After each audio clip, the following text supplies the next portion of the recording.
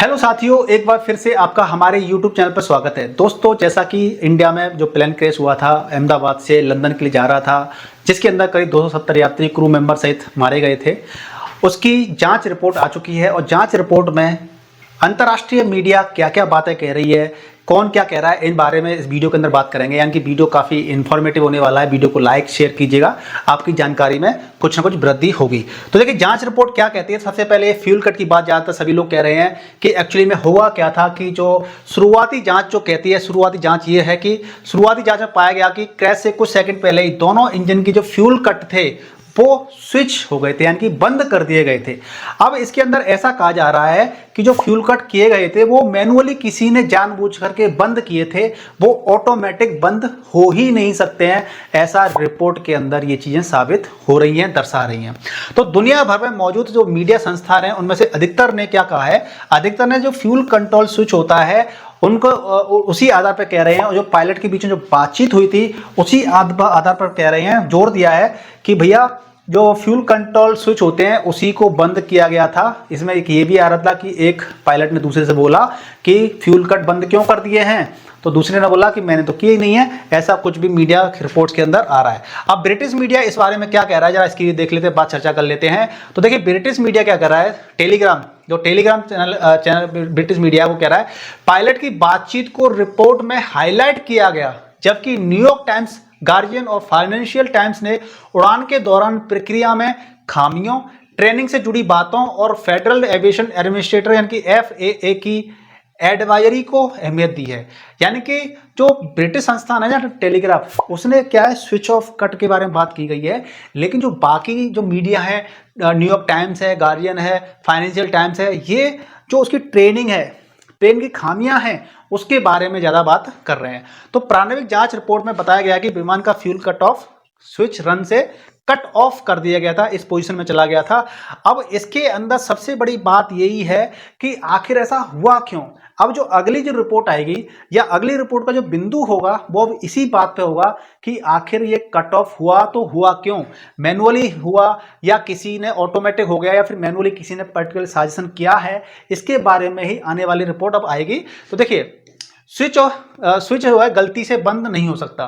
तो ये भी चीज आ रही है, क्योंकि जो स्विच होता है ना वो गलती से बंद नहीं होता है। एक बार होता है कि हमारा हाथ लग गया किसी चीज से तो वो टच हो गया, जैसे हम रिमोट पर टीवी देख रहे होते हैं तो रिमोट पर टीवी से बटन कभी गलती से दब जाते हैं तो कुछ दूसरा चैनल या कुछ लग जाता है। लेकिन ऐसा इस केस में नहीं है, क्योंकि इसके अंदर जो कट ऑफ स्विच होता है ना, तो वो उसको फोर्सफुली करना पड़ता है। तो फोर्सफुली किसी ने किया ही होगा इंटेंशनली, तभी वो बंद हुआ होगा। या फिर इसके अंदर क्या खामी आई थी उसके बारे में भी अब आने वाली रिपोर्ट के अंदर क्लियरिटी आ पाएगी या मालूम पड़ पाएगा। देखिए, अगला पॉइंट क्या है कि जो CNN है, इन्होंने हादसे की तकनीकी पहलुओं पर बात करते हुए सुरक्षा विश्लेषण डेविड सूसी के हवाले से बताया। इन्होंने सूसी के हवाले से बताया कि फ्यूल स्विच इस तरह से बनाए गए हैं कि उन्हें जानबूझकर ही चालू या बंद किया जा सकता है। यानी कि जो ये स्विच हैं इनको जानबूझकर ही बंद या चालू किया जाता है, ये अपने आप तो हो ही नहीं सकते हैं।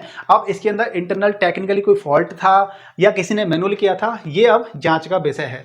और ऐसे मामले बेहद कम होते हैं जब सभी स्विच गलती से बंद हो जाएं।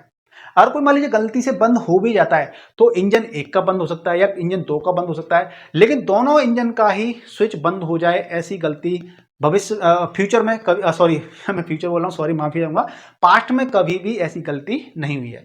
तो सूसी ने आगे क्या कहा, उन्होंने बोला कि पिछले कुछ सालों में इन स्विचों को इस तरह से बेहतर बनाया गया है कि वे गलती से चालू ही ना हो पाए और ना ही बंद हो पाए। तो दोस्तों, जो इस पायलट की जो एयरक्राफ्ट के मुख्य पायलट थे कैप्टन सुमित सबरवाल थे, और उनके साथ फर्स्ट ऑफिसर के तौर पर क्लाइव कुंदर भी मौजूद थे। अब DGCA की रिपोर्ट क्या कहती है, देखिए DGCA के मुताबिक उन्होंने क्या कहा है कि DGCA के मुताबिक कैप्टन सुमित सबरवाल के पास 8200 8,200 घंटे का एक्सपीरियंस था, इतने तक विमान उड़ाने का अनुभव था उनके पास। जबकि सहयोगी हैं जो पायलट कुंदर जी हैं, उनके पास 1100 घंटे तक का विमान था।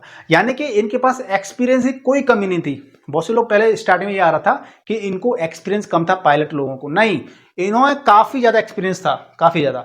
तो ब्रिटेन के अखबार द टेलीग्राफ ने प्रारंभिक जांच से ही संबंधित रिपोर्ट का शीर्षक लिखा है कि जानलेवा हादसे से ठीक पहले एयर इंडिया के पायलट ने पूछा था कि फ्यूल की सप्लाई क्यों बंद कर दी गई है। देखिए, ये कैप्टन के ऊपर आ रहा है कि उन्होंने बोला दूसरे से सहयोगी से कि फ्यूल की सप्लाई बंद क्यों कर दी है। उन्होंने बोला मैंने तो बंद की ही नहीं है। तो ऐसा अगर फ्यूल सप्लाई बंद हो गया तो इससे क्या हुआ कि इंजन के पास फ्यूल जाना बंद हो गया, थ्रस्ट बनना बंद हो गया और उसकी वजह से प्लेन एकदम से नीचे चला गया, क्रैश कर गया। दोस्तों ये बहुत ही दुखद घटना थी, लेकिन ऐसी घटनाएं भविष्य में कभी ना हो, इसके लिए क्या क्या करना चाहिए आप अपने सुझाव हैं कमेंट करके दे सकते हैं। वीडियो को लाइक कीजिएगा, शेयर कीजिएगा। मिलते हैं नेक्स्ट वीडियो में, तब तक स्वस्थ रहिए। जय हिंद।